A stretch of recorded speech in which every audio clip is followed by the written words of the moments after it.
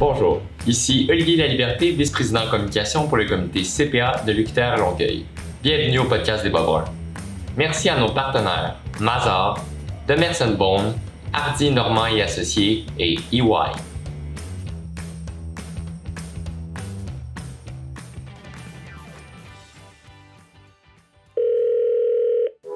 Bonjour, bienvenue au podcast des Bob-Bruns.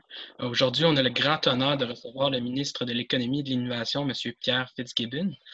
Bonjour, M. Fitzgibbon, j'espère que vous allez bien. Ça va bien, merci, bonjour. On est vraiment honoré que vous nous ayez un petit peu de temps à nous consacrer, là, vu qu'avec la pandémie, vous avez quand même été assez occupé. Oui, mais écoutez, je pense que c'est important de parler aux gens, de parler à la communauté. Alors, c'est un plaisir d'être avec vous aujourd'hui. Merci. Question de briser la glace. Tout récemment, vous avez posté sur mes réseaux sociaux que vous êtes allé visiter une distillerie dans votre comté. Est-ce que vous êtes un amateur d'alcool fort? Ben, écoutez, je pense que oui, j'aime les alcools en général et je trouve intéressant pour le développement économique du Québec qu'on a des jeunes entrepreneurs, des gens comme vous, qui profitaient d'une situation où le gouvernement du Québec veut promouvoir la fabrication d'alcool, autant le vin que les spiritueux. Donc ici, on parle évidemment des gin, vodka et whisky. Alors, je trouve que c'est une belle plateforme, c'est un bel écosystème. Puis on voit déjà une cinquantaine de licences qui ont été octroyées, tout ça des jeunes. Alors, moi, je trouve ça intéressant de voir ce marché qui prend une ampleur importante ici au Québec.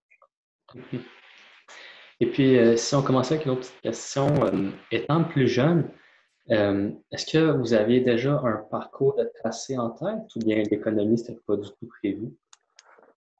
Non, écoutez, moi, mon background, je suis CPA de formation. J'ai étudié à l'université à Montréal. J'ai fait des cours de formation professionnelle à l'université de Harvard aux États-Unis. Toute ma vie, j'ai travaillé dans le domaine des affaires.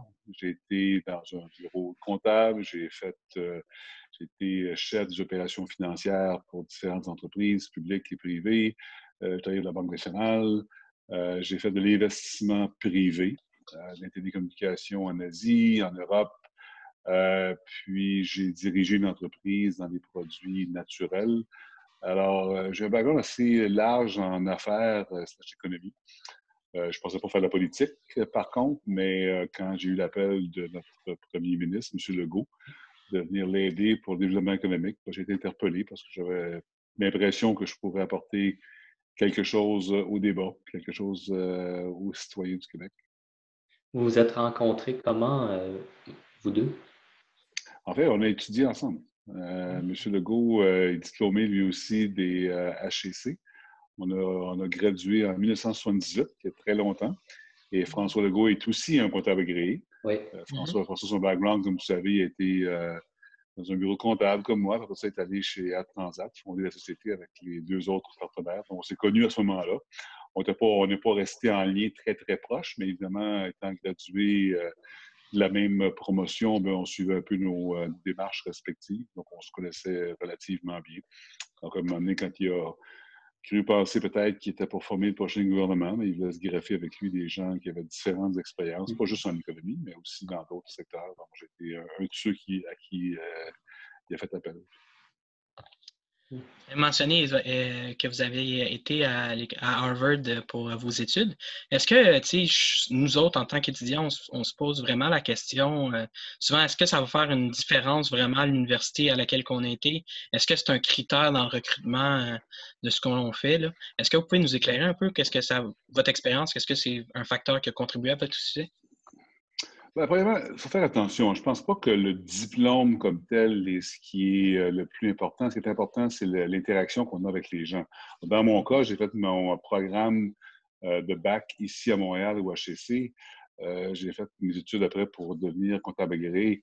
Harvard, c'est arrivé, j'ai fait une maîtrise, j'ai fait un cours de 3 mois après 10 ans de travail. Et je dirais que c'était très valorisant, pas par le diplôme que j'ai reçu après 3 mois, mais le fait que dans ce cas particulier-là, puis c'est vrai aussi des universités au Québec, ben, après un certain nombre d'années au travail, tu as une meilleure compréhension de l'environnement. Et là, oups, tu rencontres des gens, des hommes et des femmes de différentes géographies, de différentes industries.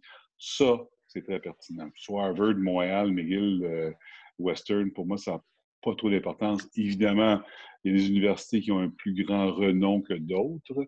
Je dirais qu'on peut compenser un manque de renom par l'interaction qu'on a avec les gens et, encore plus important, l'implication qu'on a. Parce qu'une chose, c'est de rencontrer des gens d'autres pays, nationalités, d'autres formations, mais si on n'est pas intéressé ou si on est trop jeune, des fois, on n'a pas peut-être l'intérêt aussi aigu.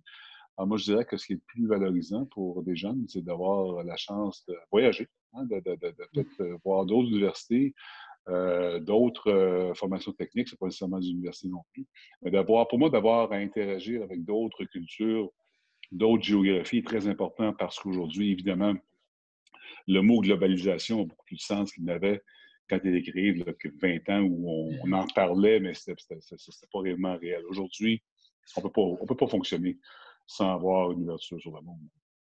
Et puis, vous avez travaillé pour plusieurs entreprises telles que PwC, Banque nationale, Atrium Innovation et beaucoup d'autres.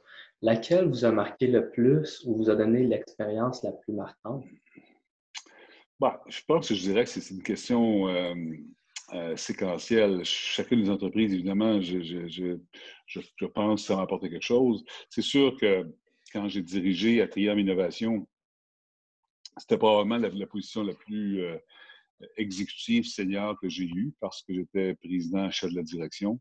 J'avais profité de mon expérience en finance, en économie, pour joindre une entreprise qui est en croissance exponentielle avec beaucoup d'acquisitions dans l'international. Donc, ce qui m'attirait dans ce cas-là, c'était l'international. Ce qui m'attirait, c'était les acquisitions. Alors, c'est sûr qu'après, j'ai passé 7 ans là-bas. On a eu un certain succès. Alors, c'est sûr que ça m'a amené ailleurs. Ça m'a amené ailleurs d'être multidisciplinaire. C'est important dans la vie d'avoir une ouverture. Souvent, on voit des cadres d'entreprise qui sont très unidimensionnels. Hein. Ils font de la production, ils font du marketing, ils font de la finance. Je pense que c'est important pour les jeunes de pouvoir s'ouvrir à différents secteurs d'une entreprise et, comme j'ai dit tantôt, surtout être capable de comprendre les différences dans différentes géographies du monde. Et l'Atrium, pour moi, a été l'occasion de m'ouvrir sur le monde. J'ai déjà ouvert beaucoup, mais ça l'a accentué. Puis d'autre part, de pouvoir œuvrer dans des secteurs qui sont moins naturels. C'est faire des ventes et marketing quand tu es un comptable, c'est pas naturel. Et ça requiert d'autant plus de se greffer une équipe de direction complémentaire. Ça, c'est pour moi le plus important. Le leadership, aujourd'hui, c'est des plus autoritaires, c'est de l'influence. Puis l'influence, ça prend des gens autour de la table qui sont complémentaires. Puis ça, c'est probablement la plus grande qualité qu'on demande maintenant, je pense, aux leaders d'aujourd'hui, autant en politique qu'en affaires. Super. Personnellement, j'adore ce qu'on remarque comparativement à certains autres politiciens, c'est que vous avez un franc-parler qui est quand même assez flagrant. Puis c'est quelque chose qui, je trouve, qui apporte un renouveau. Quelles sont vos aspirations politiques plus tard? Est-ce que vous avez l'idée de continuer ou vous voulez peut-être relever de nouveaux défis? J'ai aucune aspiration politique, ce qui me permet d'être plus peut-être transparent ou plus direct.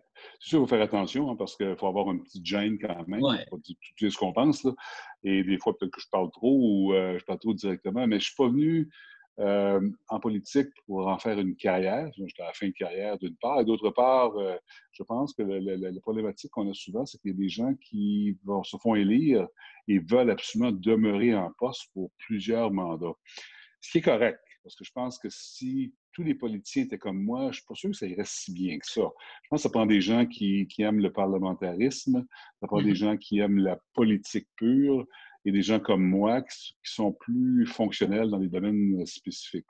Alors, je pense qu'il me rend un peu, je ne sais pas indépendant, là, on n'est jamais indépendant complètement, mais ce qui me rend quand même capable de dire mes pensées, c'est que la politique, pour moi, ça va durer le temps que ça va durer, puis je ferai d'autres choses après. Là, je ne suis pas anxieux de me faire élire, mais par contre, je suis préoccupé par des enjeux au Québec et je veux m'assurer qu'on fasse les bonnes choses. Puis les bonnes choses, ben, je connais plusieurs réponses aux questions, mais je ne les connais pas toutes. Alors, c'est important aussi de rester humble, puis d'écouter les gens, parce que c'est très complexe, hein, vous pouvez imaginer. Surtout aujourd'hui, en sortie de COVID, il y a des enjeux qui sont... le livre n'a pas été écrit. Alors, je suis en train de l'écrire pendant qu'on le lit. Donc, c'est sûr qu'il faut faut rester humble, il faut rester attentif, mais il faut rester cohésif sur nos orientations. En politique, l'autre danger, c'est que si on est trop préoccupé par l'image,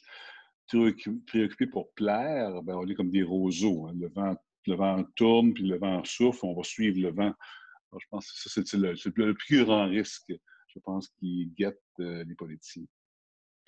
Puis, on sait tous que vous êtes ministre de l'Économie et de l'Innovation, mais est-ce que vous pouvez nous en dire davantage sur c'est quoi la partie innovation surtout? Écoutez, je pense que c'est une chaîne. Hein. D'ailleurs, avant mon arrivée, j'ai remplacé le ministre de la Science, Innovation et Économie. C'est le MESI, M-E-S-I. Quand je suis arrivé en poste, ils m'ont enlevé le S, on a dit le M-E-I, ministre de l'Économie et de l'Innovation. Et je suis surpris parce que le S, c'est encore important aussi, sauf que peut-être que tu trouvais que je n'étais pas un Messi, là, donc il fallait me garder sur la terre. Mais je pense que quand on regarde ce qui caractérise des sociétés qui performent bien au niveau économique, ça part avec la science. T'sais, on ne peut pas être juste opportuniste. C'est comme à la bourse, on ne peut pas juste être opportuniste et acheter des compagnies qui vont bien parce que généralement, on va faire autant d'échecs que de succès. Donc, je pense qu'il distingue un peuple, c'est l'habileté d'avoir un gouvernement qui va investir en recherche, autant fondamentale qu'en recherche appliquée. Donc, ça, c'est la science. L'innovation, c'est quoi? L'innovation, c'est la continuation de la science. On prend des technologies, on prend des nouveaux procédés qui ont été créés par des scientifiques et on essaye de les rendre le plus appliqués possible. Généralement, on parle de recherche appliquée, on parle d'innovation pour que quelque chose puisse être commercialisable. Et quand ça l'est, là, on rentre dans le côté économique où les sociétés, par contre, par exemple, vont être capables de prendre un élément scientifique qui a été converti en application pratique appliquée et de la rendre commercialisable et faire des revenus, des profits. Donc, je pense que c'est une chaîne. Donc, science, innovation, économie vont dans l'ordre. L'innovation est très importante parce que aujourd'hui, j'ai dit tantôt, on parle de globalisation. Nos PME sont constamment en train de compétitionner contre d'autres juridictions, d'autres sociétés. Alors, il faut absolument qu'ils soient greffés d'innovation et c'est là que le gouvernement a un rôle à jouer pour s'assurer que les crédits d'impôt, s'assurer que les programmes de recherche, au Québec, on a 3 programmes de recherche, soient disponibles pour les entrepreneurs. Sinon, l'entrepreneur ne sera pas guidé par les bons paramètres et va être assujetti à de la chance. Puis je pense que la chance, il en faut pour réussir, mais il faut aussi des fondamentaux et je pense que l'innovation et la science sont là pour ça. Intrinsèquement, de plus en plus dans la culture populaire, l'innovation aussi rime un peu avec l'environnement, comment on peut améliorer et innover dans l'environnement pour être de plus en plus vert. Tout récemment, là, en juin 2020, vous avez été nommé vice-président du comité ministériel de l'économie et de l'environnement. Est-ce que vous pensez que le Québec en fait assez pour l'environnement? Est-ce que vous diriez qu'il faudrait qu'il en fasse plus? Qu'est-ce que, selon vous, le Québec a à apporter? On n'en fait jamais trop. Je pense que l'environnement, les gens de votre génération sont très critiques sur les gouvernements en général. C'est toujours l'adéquation qu'il faut avoir entre développement économique et développement durable. Je pense que notre gouvernement, on fait des bonnes choses. On a un programme, mon collègue, M. Charest, est actif. Je travaille beaucoup avec lui. Et je dirais même que je qualifierais notre gouvernement au ministère de l'Économie où l'environnement nourrit nos projets de développement économique. Je n'ai pas le pourcentage dans la tête, mais je dirais probablement qu'un tiers de nos projets de développement d'entreprise, d'innovation, vont toucher à l'environnement. Et je pense que ça, c'est important de le noter. Carrément, on est privilégié au Québec. Nous avons une masse hydraulique qui fait que notre électricité et l'énergie, elle est verte, est à bas coût. Et je pense qu'on a des bassins hydrauliques intéressants. Donc, l'hydroélectricité nous donne l'occasion de pouvoir électrifier notre économie. On parle beaucoup au Québec, le gouvernement dit qu'on veut électrifier les transports. Le transport, en soi, c'est 43 des émissions de GES. On parle d'électrifier les bâtiments. On parle d'électrifier les industries. Ça va être plus long, ça, avant qu'on fasse des flammes dans les machines, mais quand même. Alors, je pense qu'on a carrément à portée de la main des outils pour performer. Et je pense que la lutte au changement climatique s'est rendu quelque chose d'important. On le voit, on n'a pas de corrélation encore entre le coronavirus et la lutte au changement climatique, mais à un moment donné, on va vraiment découvrir que l'environnement a peut-être été la cause de ces virus-là. Je ne vais pas aller après le titre, mais je pense qu'on est tous sensibles à ça, peu importe les générations. Et je dirais que le gouvernement en fait beaucoup, mais on n'en fait jamais assez. Alors, c'est sûr qu'on va vouloir maintenir ce cap-là, tout en gardant, évidemment, les yeux attentifs. On est capable, je pense, aujourd'hui, de créer de la richesse en étant écologique. Alors que jusqu'à récemment, on avait quasiment en porte-à-faux, hein, les deux. On devient écologique, on devient prospère économiquement. Mais je pense qu'aujourd'hui, les gens réalisent que la richesse ne peut pas se faire au détriment de la lutte au changement climatique. Je pense que c'est imprégné dans nos racines maintenant.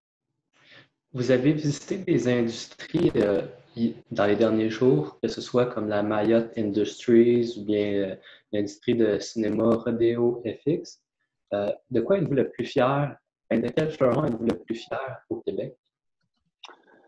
Ben, écoutez, c'est toujours difficile quand on est dans ma position de privilégier des secteurs industriels parce que vous êtes trop jeune, vous, mais il y avait toute la question des grappes industrielles. Hein. Au tour des années 80, M. Porter aux États-Unis, d'ailleurs, M. Gérald Tremblay, qui était maire de Montréal, a profité de la promotion. Et je crois beaucoup aux synergies qu'on peut avoir dans certains domaines. Donc, par exemple, je suis très fier au Québec de ce qu'on fait au niveau cinématographique, effets visuels, Pedro Rodeo FX. Le Québec a manqué le bateau, je pense, au niveau de la production cinématographique à Toronto avec le Toronto International Film Festival, avec Vancouver. Mais là, au niveau, quand on parle d'effets visuels, on parle du numérique. Je pense que Montréal est rendu une ville importante au monde. Alors, tout le côté animation, effets visuels, entertainment largement défini, on parle aussi du soleil. Je pense que le Québec a développé une capacité incroyable. Même chose au niveau de l'aluminium. Même chose au niveau de l'aérospatial. L'aérospatial, c'est phénoménal ce qu'on a ici, les sciences de la vie. Je parlais d'électrification des transports. Donc, il y a des secteurs comme celui-là, comme ceux-là, où je suis très fier qu'on a pu bâtir une notoriété et bâtir une attraction de talent. Parce qu'aujourd'hui, comme vous savez très bien, la clé des entreprises, c'est de vous recruter, vous les jeunes, et de vous donner une plateforme qui va pouvoir vous faire accomplir. Alors, je regarde ce qui s'est passé, par exemple, avec Ubisoft, du côté du numérique, du côté des jeux. Les jeux, on est champion du monde aujourd'hui. Alors, je pense qu'on a 5-6 secteurs très, très porteurs. Par contre, au niveau horizontal, c'est important aussi de noter que l'intelligence artificielle, par exemple, vous savez très bien qu'on est aussi dans les champions du monde à cause de la recherche fondamentale, on parle du côté scientifique maintenant. Mais l'intelligence artificielle, ce que j'aime, c'est que c'est horizontal sur tout secteur d'activité. Et même chose pour le côté robotisation. On est un peu en arrière sur ça, mais on met beaucoup d'efforts. Donc, moi, je verrais au niveau horizontal, intelligence artificielle, je verrais tout le côté robotisation, automatisation, et je mettrais le côté environnemental. Le côté environnemental, il est aussi à travers les différents secteurs. Donc, on a des verticaux, des horizontaux. Alors, je suis fier de cette matrice-là. Considérant qu'on est 8,3 millions de personnes au Québec, je pense qu'il faut accepter qu'on ne peut pas tout faire seul. C'est pour ça que dans l'aéronautique, on a besoin des Airbus, on a besoin des Pratt & Whitney, on a besoin des compagnies Thales au niveau avionics. Et je pense que moi, je suis fier, c'est que le Québec, aujourd'hui, on est capable d'attirer les investisseurs étrangers. On peut attirer le talent aussi démographique qui va faire qu'on va être plus fort parce qu'on a le plafond de verre pour le Québec. Là, je déroge un peu de la question. Le plafond de verre pour le Québec, pour une développement économique, c'est le talent. Donc, pour poursuivre, est-ce que vous croyez, je l'avais mentionné, l'intelligence artificielle, que il y a comme une course en ce moment sur qui va être le prochain à développer le prochain intelligence artificielle. Je pense que le Québec a des sommités là-dedans, là, pour avoir suivi un peu le cheminement. Est-ce que vous pensez qu'on pourrait arriver à quelque chose avec le gouvernement, de nationaliser ce fleuron-là là, qu'on est en train de développer? Ben, je ne pense pas qu'on irait nationaliser. Pour moi, je ne sais pas si c'est le terme approprié. Par contre, c'est important, je pense, que le gouvernement puisse investir dans l'infrastructure. La raison pourquoi on a une notoriété, c'est que le gouvernement canadien, le programme Apogée, le gouvernement québécois, qui avait été commencé par le gouvernement précédent, notre gouvernement, avait décidé de mettre un peu d'argent sur promouvoir un environnement pour que les chercheurs soient bien structurés. Programme que j'ai continué quand j'étais en poste et qu'on va continuer encore. Je pense que le gouvernement, c'est le rôle de mettre la charge dans la batterie. Je ne sais pas si vous êtes venu à Montréal au MALEX. Le MALEX, c'est là que réside le MILA, Ivado, Scalea. Alors, tous ces organes-là ont été financés à l'origine par les gouvernements fédéral et provincial. Je pense que ça, c'est le rôle du gouvernement. Après ça, pour demeurer des champions du monde, c'est pas juste la recherche fondamentale. Il y a un pont qu'il faut bâtir entre les chercheurs et l'économie. Ou la santé, je parlais de l'économie, mais l'IA va permettre, je pense, à nos chercheurs en santé, à nos hôpitaux, à notre traitement de maladies d'être plus efficients. Ça va permettre à nos entreprises d'être plus compétitives. Alors, la clé du succès, c'est de bâtir ce pont-là, où on va prendre ces technologies fondamentales-là, puis on va les appliquer dans les entreprises. Et c'est là le gros focus sur lequel je travaille. Bon, l'intelligence artificielle, je pense que c'est aujourd'hui, fait partie de ce que j'appellerais le capitalisme coopératif, le capitalisme de partage. Et votre génération, vous êtes une génération de partage. Je regarde à Montréal, je suis étonné favorablement de voir Samsung, voir Google, voir Thales qui sont là dans le MALEX avec des recherches d'intelligence artificielle. Ils partagent ça avec les startups. Pourquoi? Parce que dans l'ancien temps, une compagnie avait une technologie, était propriétaire, puis c'était bon pour 3, 4, 5, 6 ans. Aujourd'hui, une technologie, ça dure 2 mois, 3 mois. Donc, il faut que ce soit ouvert. Si ce n'est pas ouvert, les sociétés vont perdre au change. Alors, je ne pense pas qu'il faille nationaliser, mais il faut quand même que le gouvernement maintienne cette fondation-là, permette aux jeunes comme vous de pouvoir y travailler, œuvrer et en même temps de permettre à des gens de traduire cette richesse-là pour la création de richesses, autant au niveau économique des entreprises que pour les services publics ou que pour l'éducation. Puis je pense que c'est là que les gros défis des gouvernements. On n'est pas les seuls, il ne faut pas jouer à l'autruche. Là. Je regarde Toronto, je regarde la Californie, je regarde l'Angleterre, je regarde Singapour, l'Estonie, qui a même changé son sigle. Alors, il faut rester conscient que on est peut-être les champions du monde, mais on peut perdre vite de terrain si on n'est pas aux affûts. Alors, le gouvernement doit jouer un rôle, c'est sûr, mais il faut laisser aussi l'entrepreneurship évoluer. Puis si on rend ça seulement gouvernemental, on va éteindre cette flamme. On a, pour faire un lien un peu plus avec la comptabilité, on a reçu l'autre jour Kevin Brasseur, qui est président de la relève de la CAQ, qui lui fait ses études là, pour être CPA. Monsieur Legault est CPA, vous êtes CPA. C'est quoi les atouts que ça l'amène de faire son CPA en politique? Ben, je ne dirais pas juste en politique. Je pense que dans mon cas, je regarde, moi j'ai fait mon cours au HEC, j'ai travaillé chez un des grands cabinets à Montréal.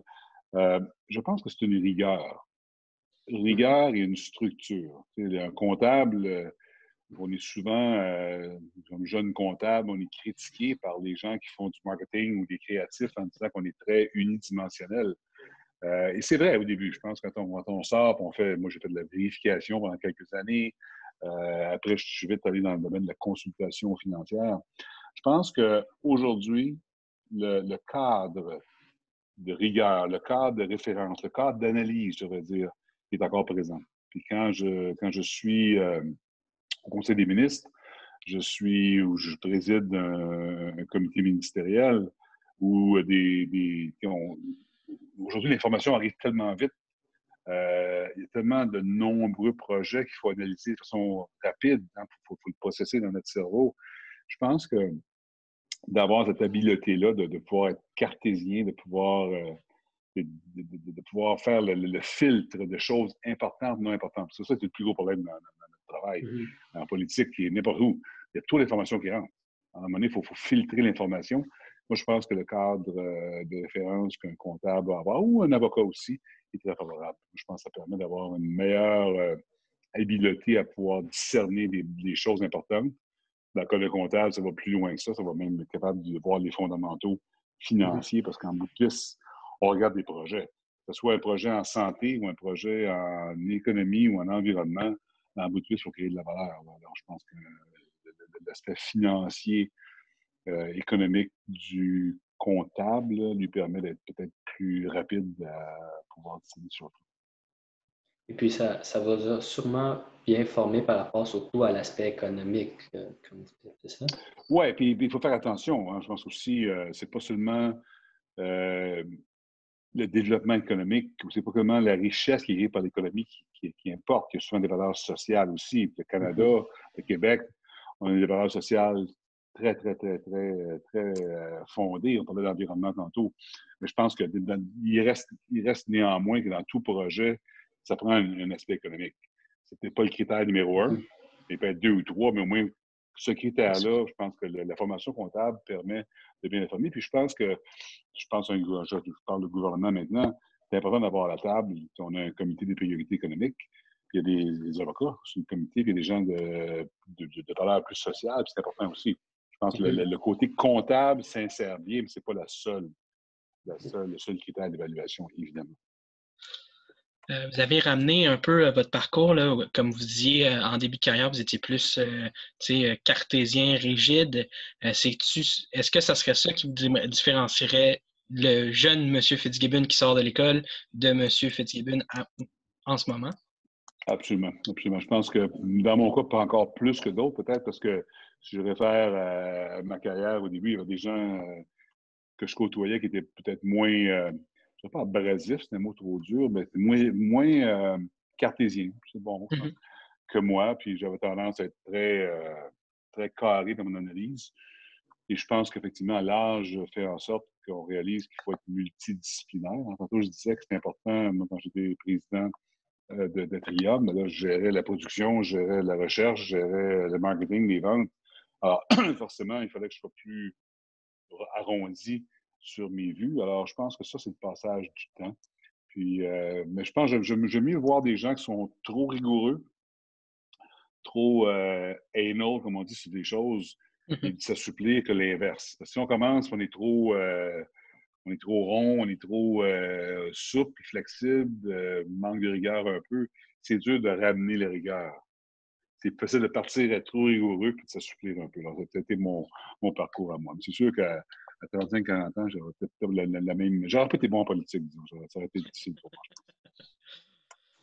Et puis, qu'est-ce que vous auriez à suggérer aux professionnels CPA, aux étudiants CPA afin de faire évoluer la profession en tant que comptable? Je pense que aujourd'hui, le leadership s'exerce par l'influence et non l'autorité. Moi, je suis de la génération où j'ai eu des postes plus jeunes de direction, puis on avait un poste de direction. Peut-être que l'environnement était moins global, peut-être que c'était plus unidimensionnel dans certains cas, donc on pouvait, avec l'autorité, arriver à nos fins. Aujourd'hui, de par le fait que la plupart des enjeux sont, je pense, beaucoup plus multidimensionnels, sont plus multigéographiques, je pense que le leadership, c'est de l'influence. L'influence, c'est de convaincre les gens, et non pas leur dire quoi faire. Ça, je pense que c'est le plus gros problème qui guette tous les gestionnaires, que ce soit comptable, avocat, parce qu'on a une formation comptable, par exemple, qu'on se sent très à l'aise dans ce niveau-là, ce créneau-là. On est pertinent. Les gens qui ne sont pas comptables, qui parlent de finances, on a l'impression d'en connaître beaucoup plus qu'eux, ce qui est vrai. Mais en même temps, si on veut si on veut performer, si on veut créer des choses, créer des choses, ça peut être de la richesse, ça peut être des projets. Je pense qu'aujourd'hui, il faut être inclusif. Moi, je parle beaucoup de coopérative, de capitalisme, de coopération, parce que, tu sais, on a eu une période où on disait, bon, les capitalistes, les gens qui font de l'argent, c'est des méchants. Hein? Faire de l'argent, c'est un péché.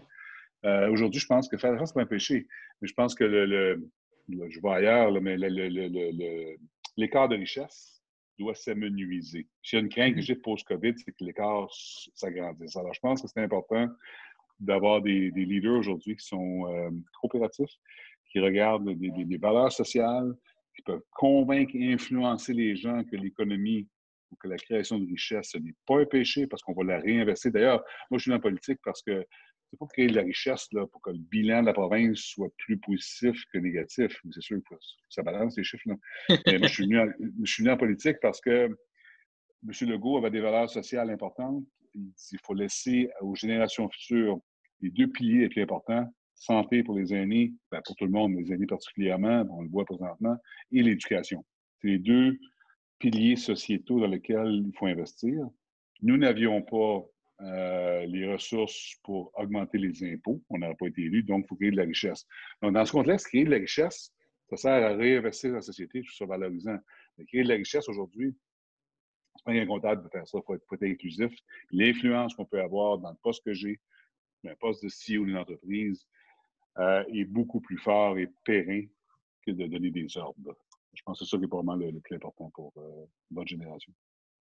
Et comment on vient atteindre cette influence-là, justement? Pardon? J'ai manqué le... Comment est-ce qu'on vient à atteindre un niveau d'influence comme ça? D'être ouvert, d'écouter, et je dirais d'avoir une curiosité. Les plus jeunes, des fois, on est moins curieux. Ben, pourquoi on n'est pas curieux? Mais on n'a pas le temps d'être curieux. On focalise sur notre domaine d'activité. Je pense qu'aujourd'hui, premièrement, l'information est tellement facile à avoir qu'il faut avoir un intérêt pour des choses qui ne sont pas nécessairement naturelles de par notre formation. Je pense que, là, on le voit, hein, on se ramasse dans des soirées, c'est le fun d'avoir des gens qui ont des choses à dire sur beaucoup de sujets. Il faut faire attention, il ne faut pas être trop... moi, j'aime pas les gens qui sont trop superficiels. Ils connaissent tout, mais un peu. Je pense qu'il faut être en profondeur. Alors, il y a une espèce d'équilibre. Je pense que moi, j'aime mieux avoir moins de sujets sur lesquels je suis capable de discuter, mais d'avoir plus que la finance. Alors, moi, je pense que en évolution de carrière, autant au niveau personnel qu'au niveau professionnel, il faut être curieux, il faut lire, il faut s'intéresser aux gens, il faut écouter les gens qui ne sont pas de notre gabarit. Puis ça va nous permettre d'exercer de l'influence, parce qu'on est capable de revenir sur nos fondations. Parce qu'en bout de piste, il faut une fondation. Ça ne peut pas être assis, puis l'idée, quelque chose, sans avoir un des secteurs fonctionnels dans lesquels tu es solide. Ça te donne l'assurance, ça te donne la capacité de pouvoir dire, ben là, tu prends des positions plus fermes, mais en même temps, il faut que tu restes à l'écoute. Moi, je pense qu'il faut être curieux, il faut être capable d'écouter les gens qui n'ont pas des opinions ou des expériences compétitives. Super, c'est une très bonne réponse. On va faire une petite dernière question. Ouais. Vous avez mentionné un petit peu précédemment qu'il y a une tonne de quantité d'informations qui vous est arrivée, puis qu'il faut que vous la filtriez, excusez-moi. Comment vous arrivez à gérer tout ça, autant de tout le nombre d'informations qui arrivent, là, ça doit être hallucinant. Oui, puis en fait, si j'ai un stress dans ma vie professionnelle, c'est celui-là.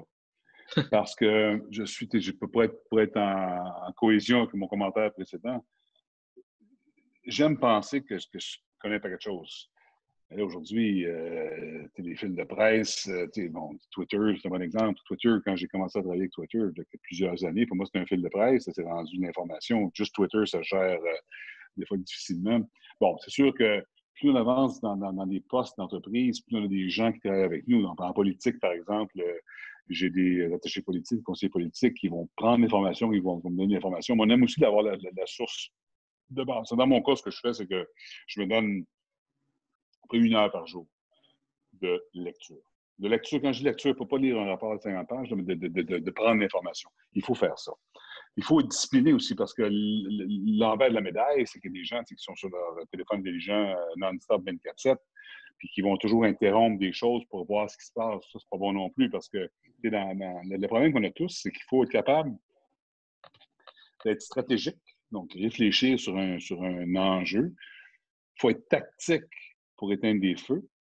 Puis il faut aussi être à l'affût de l'information qui est disponible. Ça ne marche pas des fois, parce que, on a une famille, des enfants, on a des gens à s'occuper, alors à un moment donné, il faut gérer ce temps-là. Alors, je pense que c'est une question, là, on revient au comptable peut-être, mais je pense que c'est une question, il faut avoir une rigueur, il faut se donner du temps. Moi, je me rappelle, j'étais plus jeune, quand j'étais vérificateur pour une compagnie, le président qui m'impressionnait me disait, dans son cas, tous les matins, peu importe où il était dans la vie, de 8 heures à 9 heures, il était tout seul. Il n'y a pas d'ordinateur comme tel. Il lisait des magazines, des revues. Alors, je pense que c'est une discipline, puis j'essaie d'appliquer ça à ma façon. Discipline de dire, on compartimentalise notre journée pour personnel, la famille, la lecture d'informations, le temps stratégique, 2-3 sujets par jour maximum où on doit prendre 1 heure et de réfléchir, avoir une vision stratégique, parce qu'on est juste exécutant, puis on éteint des feux, ben on n'est pas capable de créer des choses. Alors, quand on est en politique, par exemple, il faut être capable de faire les deux. Parce que les feux, il y en a constamment. Il y a eu un tantôt, d'ailleurs, j'étais en retard à votre émission. Il y a des feux qu'il faut éteindre, mais si on fait juste des feux, on se ramasse à la fin de la semaine, puis là, on est fatigué. T'es brûlé. On n'a rien fait. On n'a rien brûlé, c'est ça. Écoutez, je vous remercie beaucoup de votre interaction. C'est intéressant de communiquer avec vous autres. Puis on pourra recommencer un jour, puis bonne chance dans dans vos évolutions respectives. On aurait tellement d'autres questions à vous poser, ça c'est sûr. On ne va pas abuser de votre temps non plus. Donc, on vous remercie également d'avoir pris le temps. Là, justement, vous devez avoir une coupe de feu à l'éteindre bientôt. Merci beaucoup d'avoir visionné cet épisode du podcast de Bob Brun. N'hésitez pas à partager un grand nombre ou à laisser un commentaire. De plus, si vous êtes ou connaissez quelqu'un qui veut participer à nos podcasts, vous pouvez nous écrire à l'adresse juste ici. Merci. Merci à nos partenaires Mazar, Demerson Bone, Hardy Normand et Associés et EY.